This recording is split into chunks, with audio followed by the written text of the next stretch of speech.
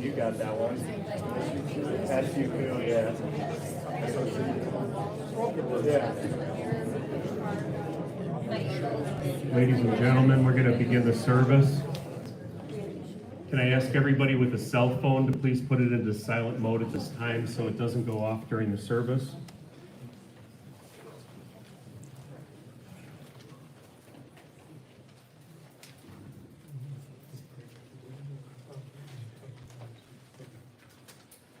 Service is going to be conducted by Rabbi Michael Siegel from Anshe Emet Synagogue.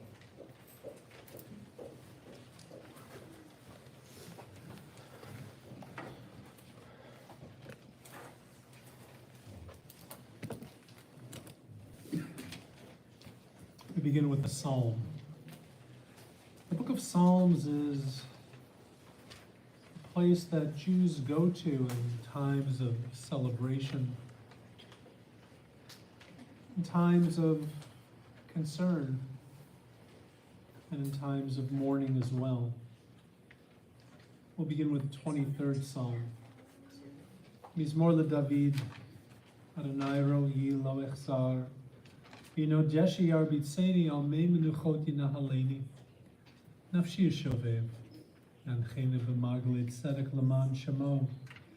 Gam ki elech b'geit salma v'lo ira ra ki ata imadi. Shiftecha u'mishantecha heimu yinachamuni tarok lefanai shulchan neged tzorai. Tishanta v'shemen roshi kosir vayach tov v'chesed yerdefuni kol yemei chayai. V'shavti b'veit Adonai la'orech yamim. If you look in the inner page of your booklets, you'll find the 23rd Psalm. I invite you to read with me. The Lord is my shepherd, I shall not want. He maketh me to lie down in green pastures. He leadeth me beside the still waters. He restoreth my soul. He guideth me in straight paths for his name's sake. Yea, though I walk through the valley of the shadow of death, I will fear no evil, for thou art with me. Thy rod and thy staff, they comfort me. Thou preparest a table before me in the presence of my enemies. Thou hast anointed my head with oil, and my cup runneth over. Surely goodness and mercy shall follow me all the days of my life, and I shall dwell in the house of the Lord forever. On this day we gather to, in a sense, experience the words of King David. We've gathered to fulfill the mitzvah of Liviyah, that is, to escort a person on their final journey of life, and this we do with Phyllis, and we walk with her on this day. But as we walk with her through the valley of shadow, as King David wrote about, we're also walking with her family. Now, I know that every person sitting in this room has memories of this woman, of being welcomed into their home, maybe eating something that she cooked, of being graced by her smile, by her warmth. You know, every death is sad, but not every death is a tragedy. When a person lives to the age of 91, when they're loved by the generations, there's much to celebrate. And that's really our purpose today. But the weight of that memory, that is borne most heavily by Phyllis's family. On this day, we remember her beloved husband, Kenneth, who died too many years ago. We think of her parents, Sarah and Benjamin.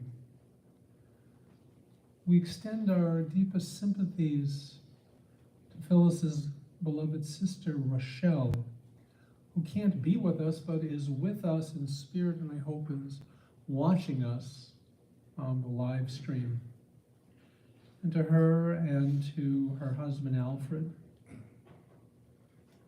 And then we look to the children. To Barry and his wife, Terry. To Lee. And to his Robin.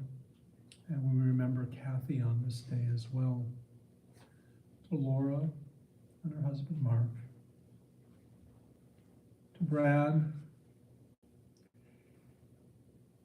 And to grandchildren. Brandon and Adam and Kelsey and Jason and Kayla, Mason, Sloan, Kenneth and Joshua. I loved what it said in the obituary. A ray of sunshine in all our lives. We're all blessed to have had our lives graced by Mom. May her memory be a blessing to all. So I'll begin with a question. Of the 613 commandments of the Jewish tradition, which do you believe is, at least according to the rabbis, the most difficult to keep? Which is the hardest mitzvah? And here, we're in the middle of Pesach, so you might say, preparing for Pesach is a little taste of slavery. You might say that keeping Shabbat and all the strictures of the laws of the Sabbath day, that's the hardest commandment, or maybe kashrut, and all of the intricacies of the dietary laws. You might think that. But in actuality, according to the rabbis, the hardest mitzvah to keep is the mitzvah of kibud av v'em, of honoring your father and your mother. That's the hardest. Because, at least according to the rabbis, there's always more you can do. I want to say that when Phyllis left this world, that there was no question in her mind that her children fulfilled this mitzvah. They were there for her as she was for them. And so in that way, as we gather this day, we have the zchut, the privilege of celebrating this mitzvah. Because if anyone tried to fulfill this commandment, people sitting in this first row truly made a full effort. I'm going to ask Barry and Lee and Laura and Brad to stand up for a second. In our tradition, we tear when we suffer a loss. And if you look at the Bible, you'll see that our biblical figures tear something when they hear the news of a death. It's a physical way of acknowledging that at any age, when we lose someone we love, we feel that something's been torn away from us. So we tear. But our tradition, in its great wisdom, also has us say a blessing at the same time, so that we don't allow ourselves, even for a moment, even in our own pain of loss, to forget the blessings that a person's life represents, and will continue to represent for those who knew and loved her. So I'm going to invite the children to recite this blessing after me. Baruch atah Adonai, Eloheinu melech haolam, Dayan ha'emet. Praise to you, Lord our God, ruler of the universe, the righteous judge.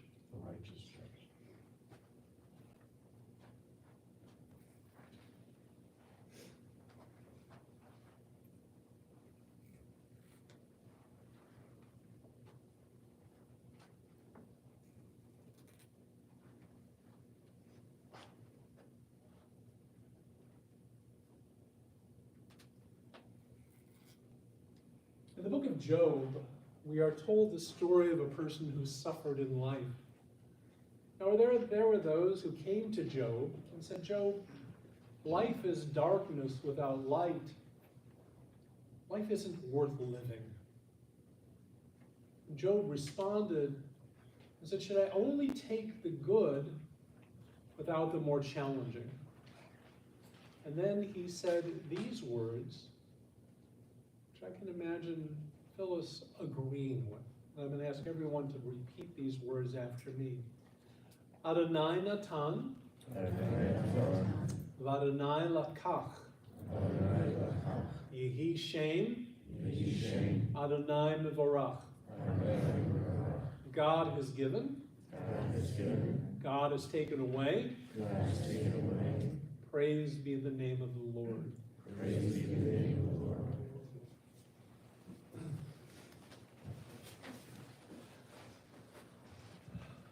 I spoke about Kibud Av V'Ein, but we today will have the opportunity to see this idea in practice, because we're going to get to hear from the generations. We get to hear from Barry, Lee, Laura, and Brad, and then Kayla, Mason, and Sloan.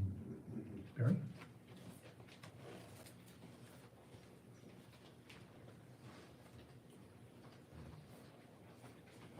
Hi, I'm Barry, and I'm Mom and Dad's firstborn. Mom and Dad were married on December 11th, 1955, and I came along on January 1st, 1957, a little over a year from their wedding.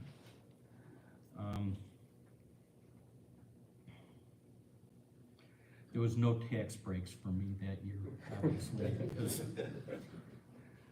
I was late. As with every family in the 1950s, it was pretty much expected that my mom had the most responsibility of bringing us all up. She and Dad had preconceived notions on how they wanted us to be raised, based on how they were raised and the things they did not want repeated, that they did not like when they were growing up.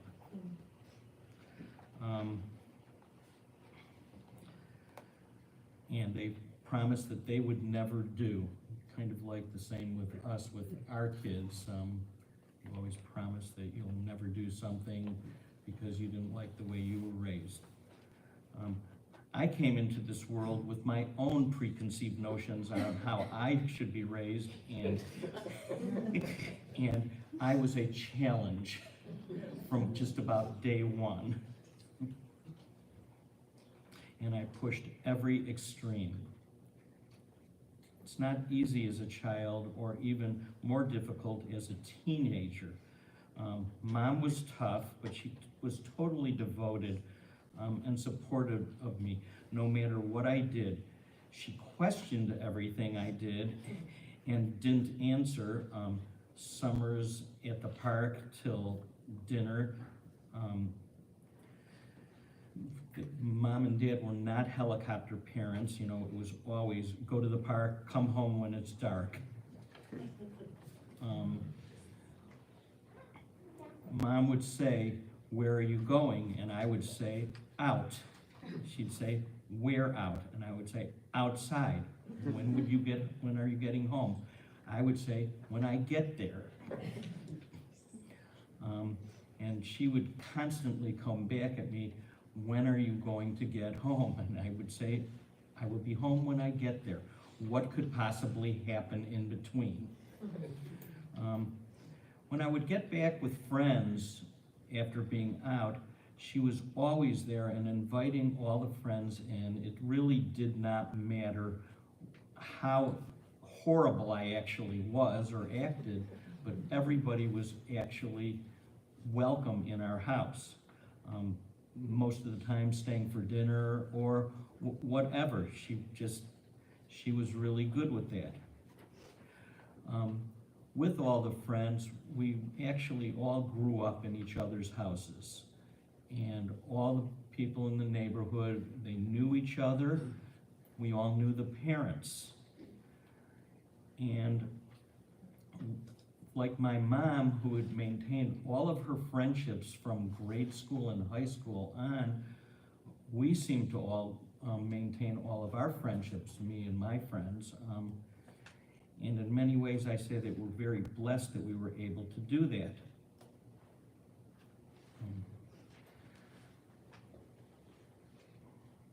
So I just want to thank Mom for always supporting me. So one of the things my mom would always do and say was that wherever we were going, you must have a coat with or some protective thing just in case it's raining or whatever. And when I showed up or went out of the house without a coat, she was always saying, how can you do that? Why would you do that? And I would say, it's not that cold out or whatever. So in preparing to come here, of course, I laid out everything, and what's the first thing I did? I forgot my coat. And I know that Mom probably had something to do with it. So I just want to say thank you for everybody coming here, and I appreciate it.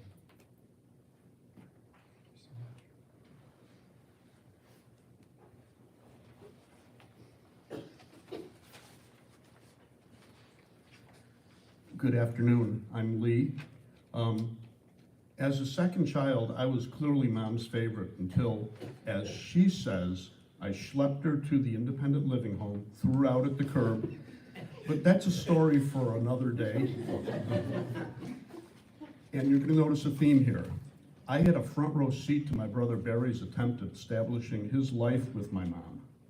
I learned the in and outs of getting grounded, the car taken away, and by the time Barry and I were really done, Laura and Brad had it easy. There were no rules left.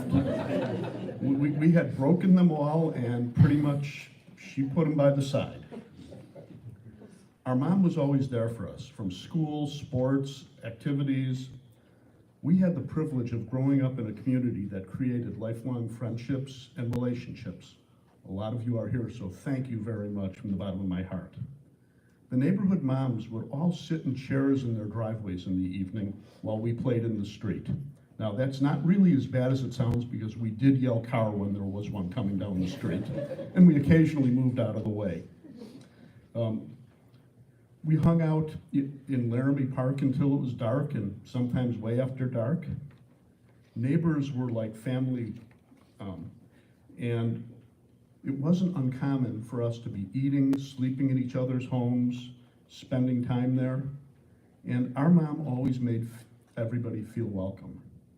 Many of the comments I've received this week were about that very thing, so thank you very much, because it really did warm my heart. Looking back with a smile, I have many memories that seemed trivial at the time, but now are funny, well, maybe to some, but to others maybe a little shocking.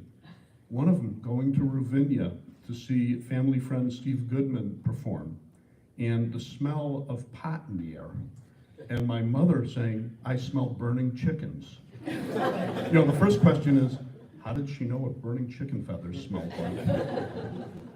And Barry then trying to explain his way out of that whole conversation. So, you know, that continued on. And then later having a joint brought in the house so she can actually experience what she had smelled. You can insert, you know, more burning chicken feathers comments there if you'd like. When I went away to college, I got myself a dog, and I recall my mom saying she will never have another dog. Well, I came home one weekend and I lost my dog to my mom. That dog became my mom's dog. It would sit with her as she read the paper it would go into the living room where humans weren't allowed, but the dog was allowed in there. It would sit with her as she read the paper. And when I got married, I never got my dog back. Mom loved to travel. I was the child that, through choice of work, moved out of state. And Mom and Dad would come and visit us in different places, visit with their grandchildren at the time, Brandon and Adam. We would take trips to Disney World. One great memory involves a whole group of us at Christmas, and Mom deciding about 11 o'clock at night on a very cold December night, she was gonna ride Splash Mountain with her grandchildren and get totally soaked on a nice cold December night in Florida. She made a few different trips to Colorado when Robin and I met out there and got married. And she even traveled to Key West for our wedding. And she looked around, observed the culture, and just kind of went with where she was at. On one of her last trips to Colorado, it was really a doozy though. By this point, Mom's filter had started to slip.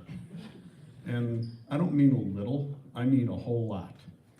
We started drinking a Colorado drink called Tawaka, and toasting the evening, toasting our wedding. And all of a sudden, Mom is dropping F-bombs like she's a drunken sailor. And those of you know my mom, never in a million years would you have pictured that. She kept it up the whole night, keeping up with all the younger generation that was there. So later on at Laura's house, we are going to drink a toast to my mom with Tawaka. Thank you.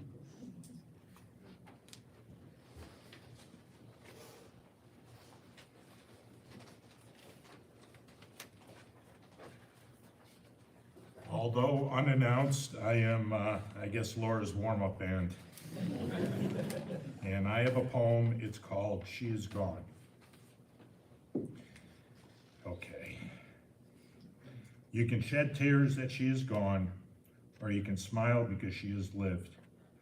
You can close your eyes and pray that she will come back, or you can open your eyes and see all that she has left.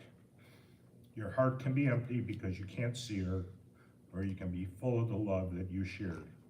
You can turn your back on tomorrow and live yesterday, or you can be happy for tomorrow because of yesterday. You can remember her and only that she is gone, or you can cherish her memory and let it live on. You can cry and close your mind, be empty and turn your back, or you can do what you would want. Smile, open your eyes, love, and go on.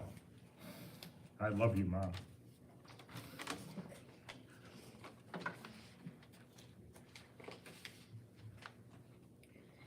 Oops. I'm Laura, I'm the third and the only girl. My mom was my hero in every way. She spent 10 years caring for my dad when she was only 45 years old.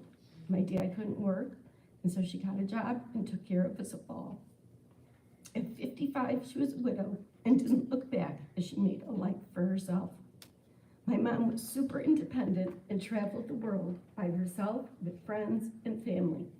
She never bought a camera or took a picture. She said it was all in her head. She didn't want to rely on anyone. I spoke to her daily and many times more than once. We spent time going to the movies, lunch, and shopping. I'm losing the person who was my cheerleader and loved me no matter what, even if she didn't agree with me. My world is forever changed. She spent time with her children doing what she loved to do. She took them to the movies and lunch. My mom, Phyllis, was really born with the name Frieda, but hated it so much that she told my grandmother she was changing it. She said everyone called her Phyllis, but my dad called her Phil. My mom was a forward thinker and always gave her opinions, even if you didn't want to hear them. I had an open and wonderful, honest relationship with her. If she was upset, she told me, and if she was proud, she told me. We spent a lot of time together. The one thing that was most important to her was my phone call every day, even if I had seen her during the day. She would say, call me to make sure I'm alive, since I'm alone. I would do that even if she hadn't asked me to. She was an avid reader and loved doing the Tribune puzzles every day, and she baked amazing mandel bread. I will miss our 6:55 p.m. calls. I love you and will miss you tremendously.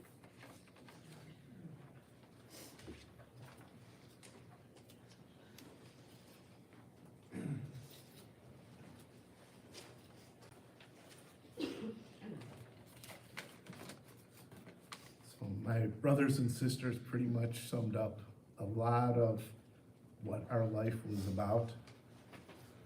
My words are more about some events and the caring that she had. Was wearing sunglasses so that I wouldn't be crying, but I can't see with my sunglasses, so. Since this is Passover, I want to let you all know that I was always the son and brother that was considered the contrary son. With this being said, I didn't always get along with my mom, but our love towards each other never wavered. I grew up as daddy's baby boy, and when my dad passed, my mom became the leader of the family. She worked to support our family and put all of her children first. I also think she might have worked so she didn't have to deal with me on a more timely basis. She allowed my siblings and me to have nice things growing up. As mentioned by Rabbi Siegel and my siblings, she adored all of her grandchildren. My mom loved to spend time with all of them.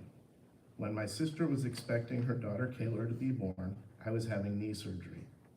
I was told by my mom that if it was the same day that she would be born, I'd need to take a taxi to and from the hospital. My mom loved to attend all the grandchildren's school events or sports. She traveled with me and my two boys to hockey tournaments all over the Midwest. One of my favorite memories of my mom attending these was a trip to Indianapolis. I went to the lobby to have a beer with some hockey dads. When I came up 2 hours later, I walked into a room and there was a loud noise coming from the separate bedroom.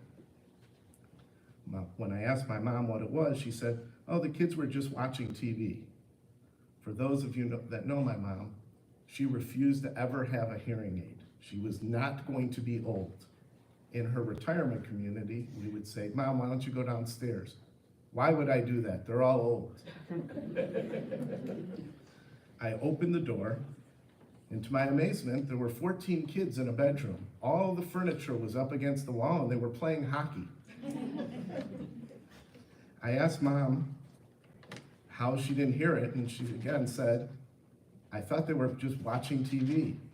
My sons Joshua and Kenny were laughing. Towards the later stages of her life, we'd have to tell her to actually turn the TV off when we called her, because she couldn't hear us, and all we heard was this loud TV blaring. Again, she was never going to take on newer instruments so that she could hear better. My mom had lifelong friends from the neighborhood, from both when she was a kid and the neighborhood that we lived in. Marcia Follett and Eileen Keller were always there for her and me. When my mom was taking care of my dad, I always knew my mom would plan for them to take care of me. My mom always cherished going out to lunch or dinner, or even 2 weeks ago, I had called Mrs. Keller to tell her that Mom was not doing so great. Eileen called me right back and said, "Mom said that when she's better next week, we're all gonna go out to eat." She loved seeing her friends. She was loved by all my friends. My mom held no grudges in life against anybody, maybe me. Even after I got divorced, her relationship with my ex-wife, Isabel, remained. Isabel would drive 45 minutes to pick her up and take her to her house and just to go out to eat. She'd always call Isabel on her birthday, and she'd always ask Kenny and Josh what they were doing for their mom on Mother's Day. Isabel always treated my mom as her mom. Last October, Laura and I were both going to be out of the country, and Lee and Barry lived far away. Isabel asked my mom to stay with her for a few days as she didn't want her to be alone. Mom didn't want to go because she liked her alone time, and as she got older, she didn't want to change her routine. These last few weeks, she became a shell of herself, and she knew her time was getting short, but she still had her wits about her. 2 days before I was going on a trip, I said my goodbyes. I said, "Mom, I love you. I'll be back in 10 days. Stay strong and we'll go out."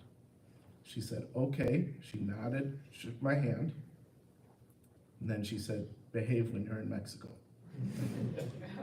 Mom, till we meet again, you'll always be my heart.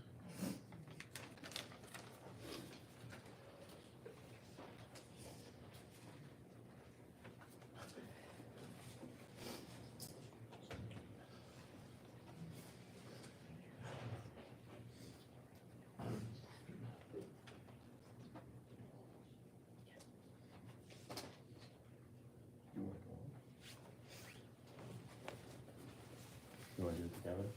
Sure. We're not being rude, we just have our stuff on our phones. Generational. Grandma, you were always there, without ever having to say it or make it known. You were confident, you were strong, you were smart, and you were caring. I can hardly believe I'm talking about you in the past tense, but here we are. Let's start with the things you loved.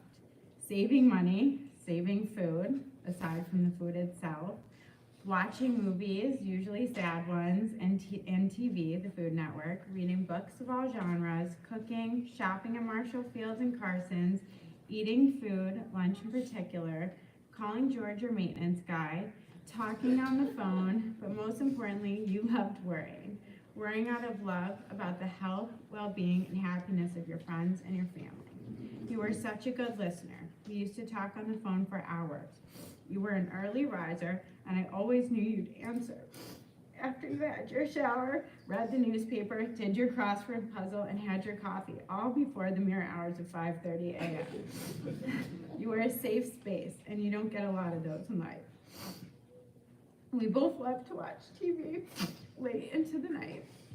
So much so that I used to hum the Love and Marriage on the car rides home. Something my parents thought was questionable, since I shouldn't have been watching Married with Children at that age. We loved to share hotel rooms, long car rides, and we even shared a home at one point, probably the only time I wasn't afraid of the basement. I know we gave you a run for your money as kids, but you didn't bat an eyelash, and oh boy did we laugh. We always laughed. Thank you for just getting me. The world is hands down a lonelier place without you. Love you and miss you forever.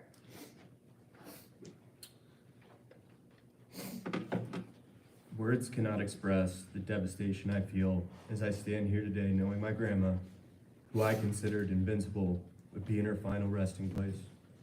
I was convinced because she dealt with so much adversity and unfortunate life events, Father Time would pass over her.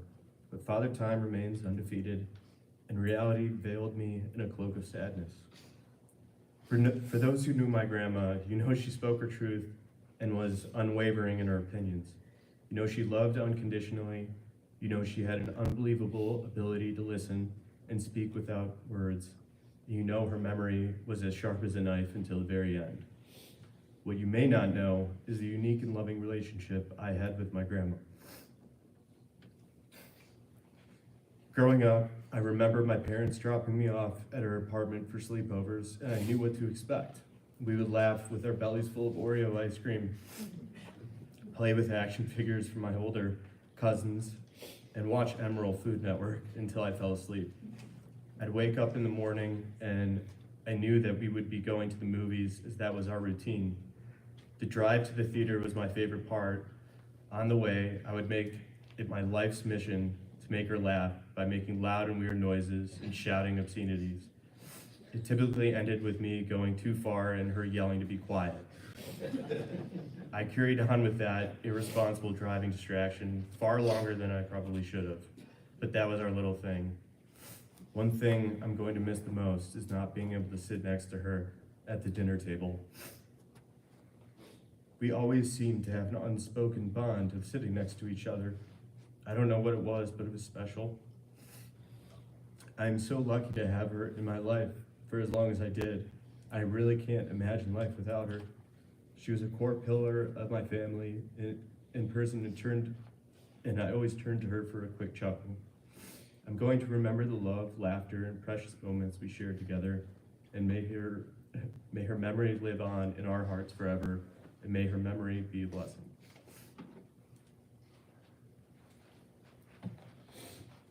Hi everyone, gonna try to lighten the room a little bit, keep it short and sweet, but from making me milkshakes and playing with her jewelry box as a kid.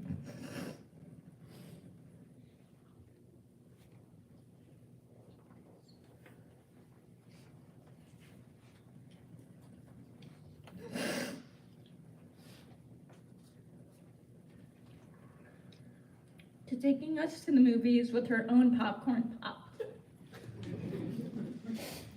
From Mason and Caleb running away, to tracking them down, my grandma was the best.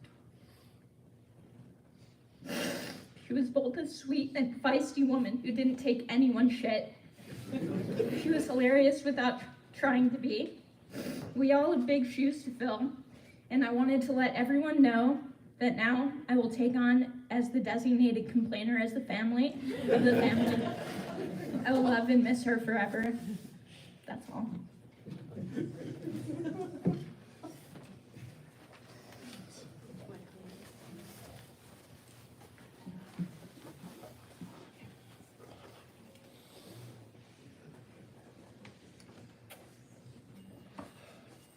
How do you measure a successful life? We all have all kinds of measurement tools in our society, from the social register to financial outlook. But I ask you, when you leave this world, if you have family members stand up and speak as lovingly and as heartfelt as each person spoke today, would you think your life was a success? I know I would. Thank you all for sharing your thinking. At the end of Moses' life,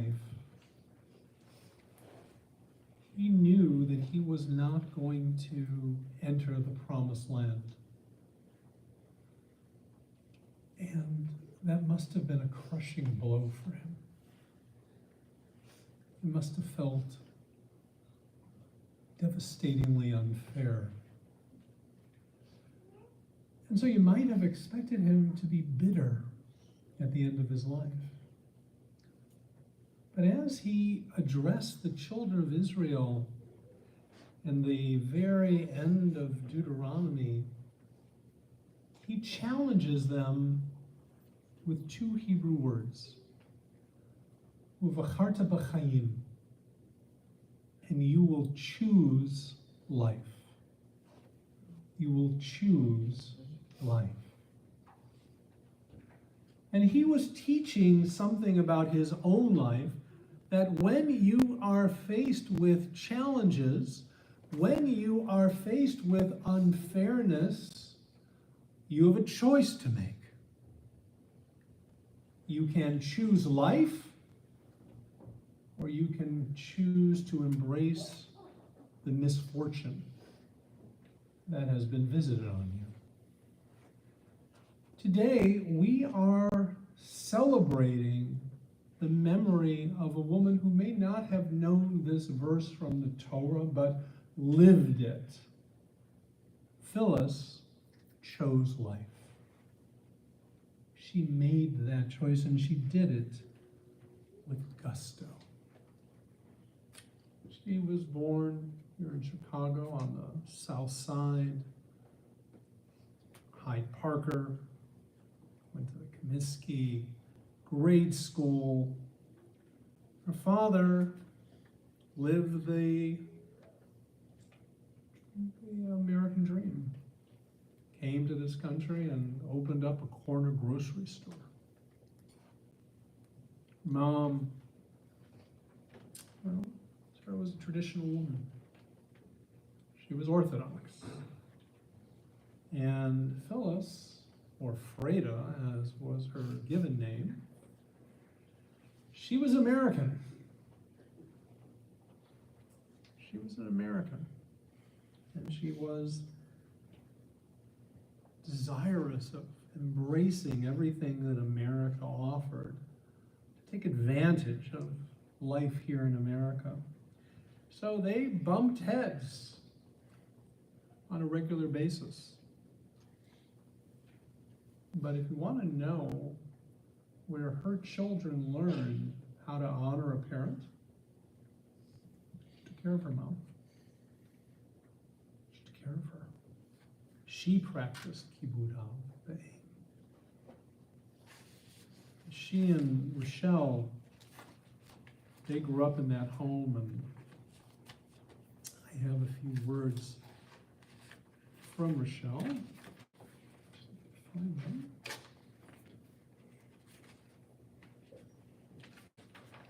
In a moment. Well, I will find them, I promise.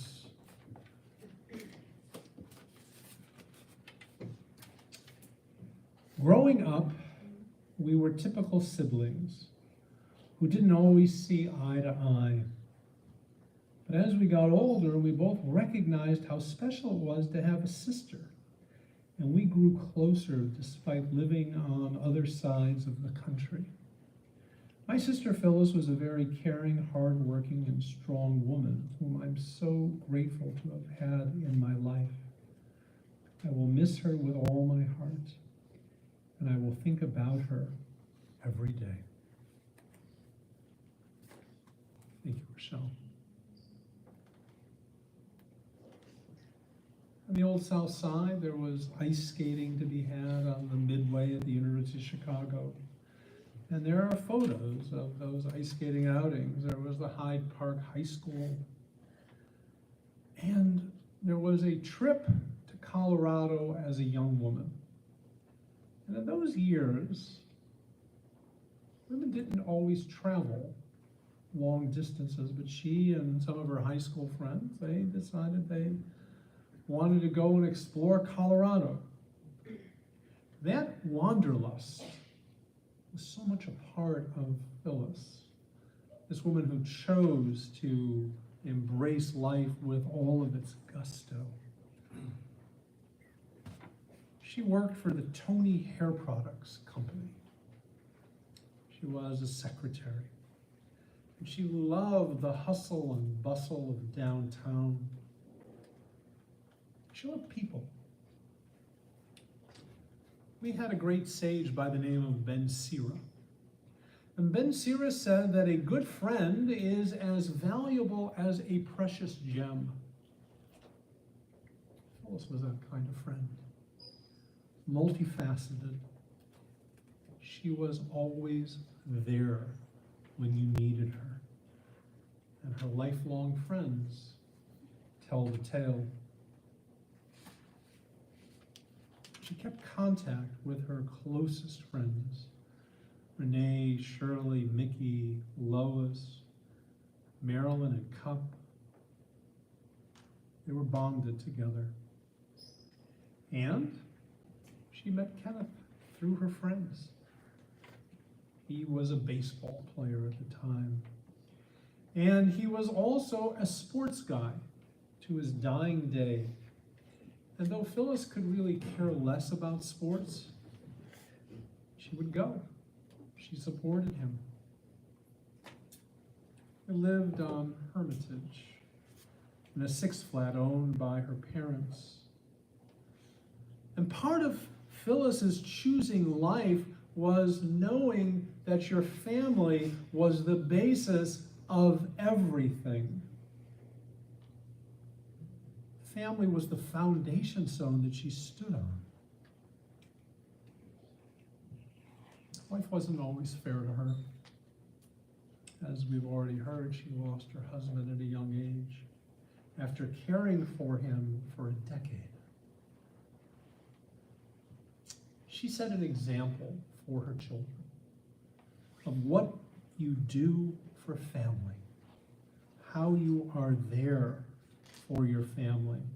And she set the example also about the meaning of hard work, what you do to take care of your family. She took her kids everywhere. She was a great mother. When Laura took piano, she took piano. And she understood the power of a neighborhood, which sadly is something that we are lacking today. She understood the meaning of community. And your presence here today for a 91-year-old woman speaks volumes about what it means to be connected through community, to have that sense of extended family. She made her house that hub for all of the kids in the neighborhood. It was always open. People have reached out and said, you know, I remember being at your house constantly. People are still saying this so many years later. She was a wonderful cook. And she had a lot of practice at that because they never went out to eat. And what Phyllis did was whatever was in the refrigerator, that's what she made. And you know what? It was always delicious.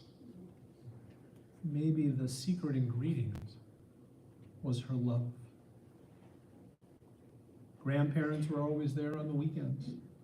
Family was together, and they would cook together. Though her secret weakness was Chinese food.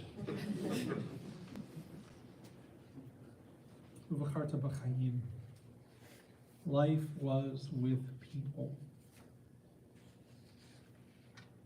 And what I want to say is that Phyllis needed to make a choice when Kenneth died. She's a young woman, she's 55 years old. How is she going to spend the rest of her life?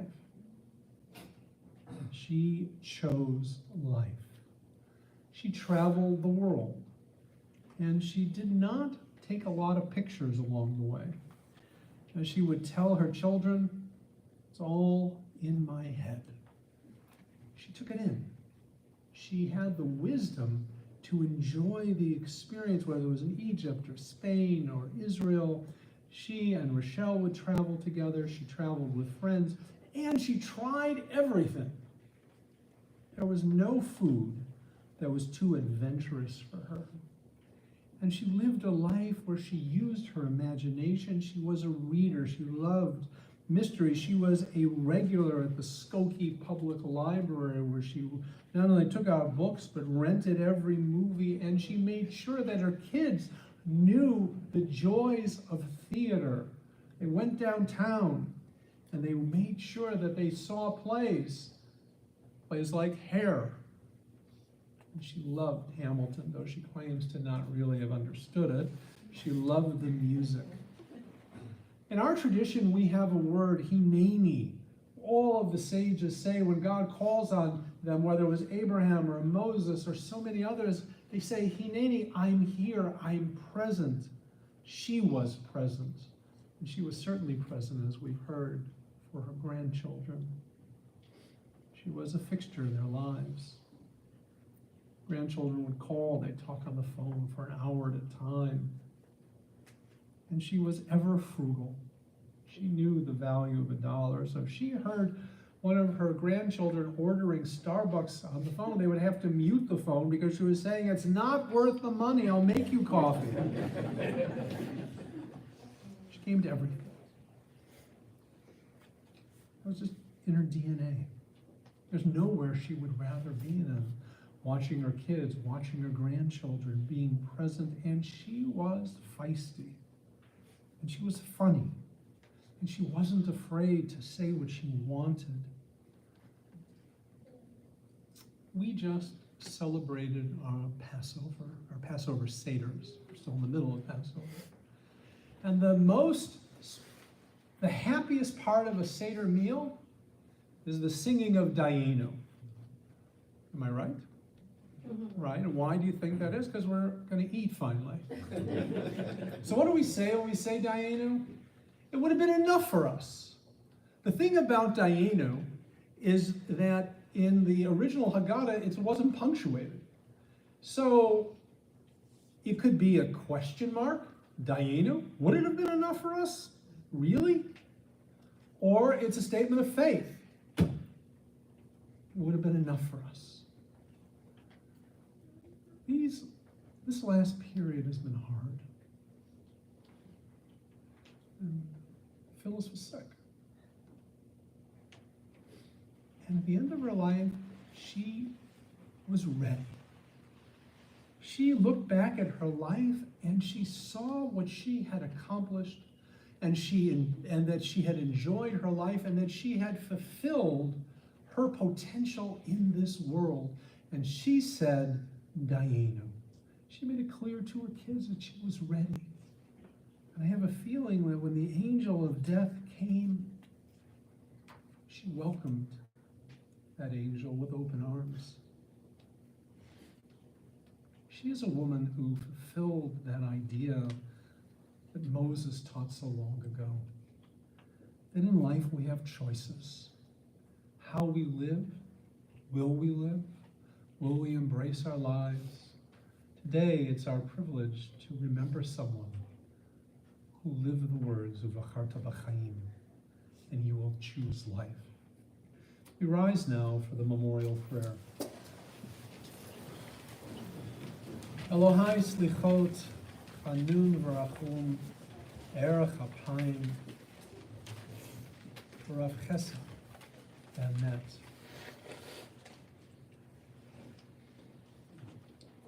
Et nishmat Frieda, bat Binyamin, v'sara la'olama. Ana bala rachamim zachrala l'tova kol zechuyotah v'tzikotecha v'artzot ha'chaim u'fetach la. Sharei tzedek v'ora, sharei chemla v'chanina v'sefer kanafecha hastireha la'olamim u'tzur b'tzur ha'chaim nishmata. Adonai u'nachalata v'tanuach b'shalom al mishkava v'nomar. Amen. God, you are exalted and full of compassion. We pray on this day that you will take the beloved soul of Phyllis Grodsky under the wings of your divine presence. We ask you, God, to remember the many worthy and good deeds that this friend, wife, mother, and grandmother performed in the land of the living. May her soul be bound up in the bond of eternal life. May Phyllis, may Frieda rest b'shalom, and to that we can all say, Amen. Friends, you may be seated.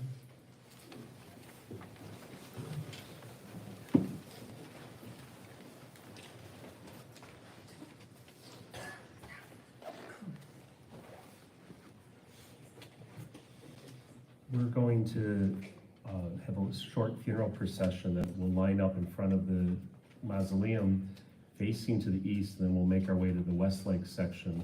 So I'll ask all of you to make your way to your cars. If you're going to go to the gravesite, just follow the hearse in the procession.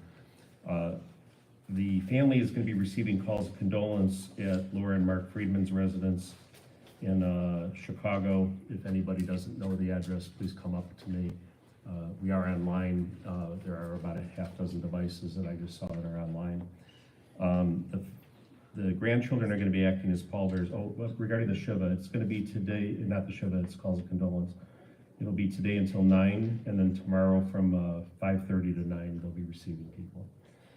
The grandchildren, Brandon, Adam, Jason, Mason, Kenneth, and Joshua will act as pallbearers.